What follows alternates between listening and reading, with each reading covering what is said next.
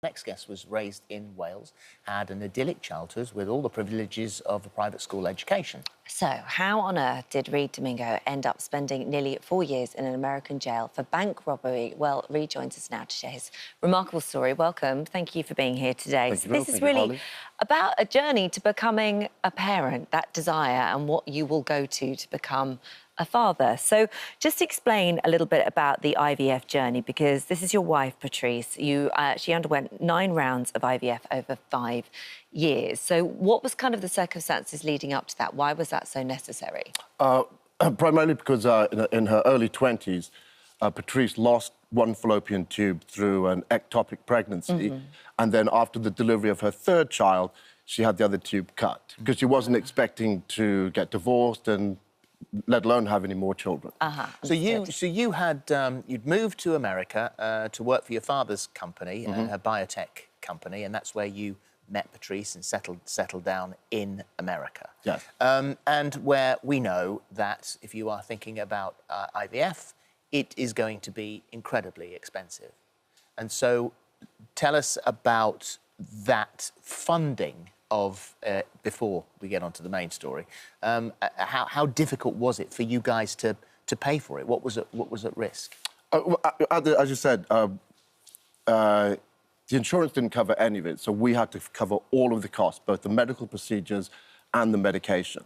At the time when we first started this process, we both had good jobs. As you said, I was working for my father as a director of sales, and Patrice was the regional director of 15 gyms for group exercise. So we had the means to fund it ourselves to start off with.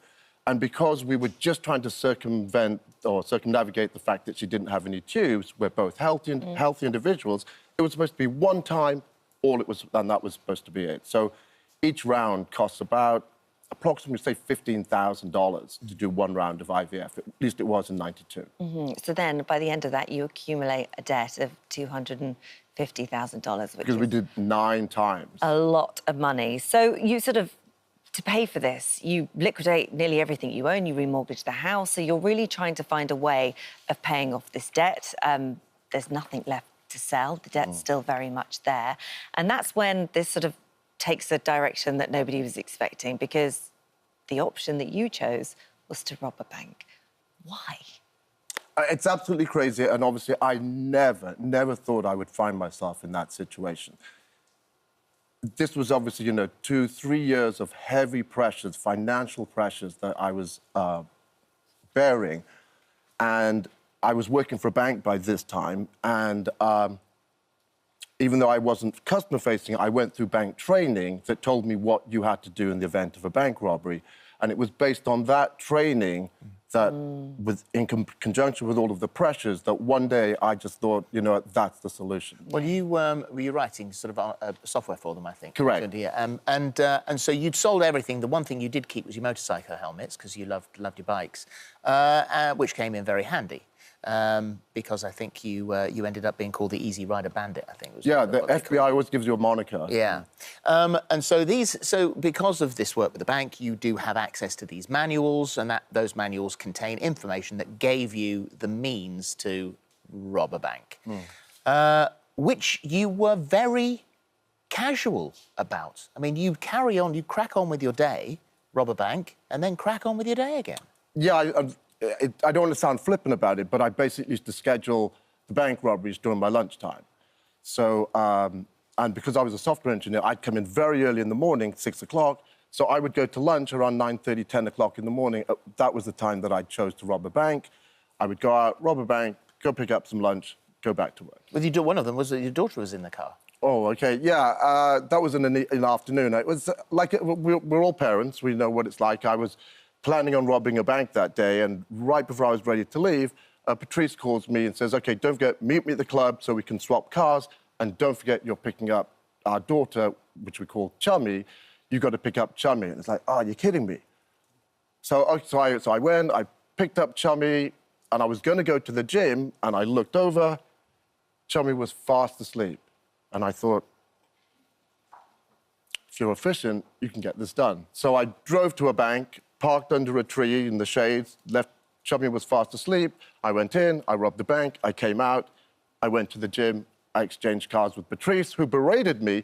You got 5 minutes before your class starts. And it's like, sweetheart, I was just robbing a bank, you know. So, Yeah, but you she say didn't that- know. yeah. She didn't. She had no idea. Oh, my wife had no idea. clue. There is no way I could tell Patrice what I was doing because I would burden her with that knowledge. And every time we were out, if we saw a police officer or a police car, she would think, is this the time to come? 2 of your best friends were police officers. Yeah, the 2 people that I met when I first went to the United States in 1986, 2 of my best friends to this date. One of them was the best man at my wedding.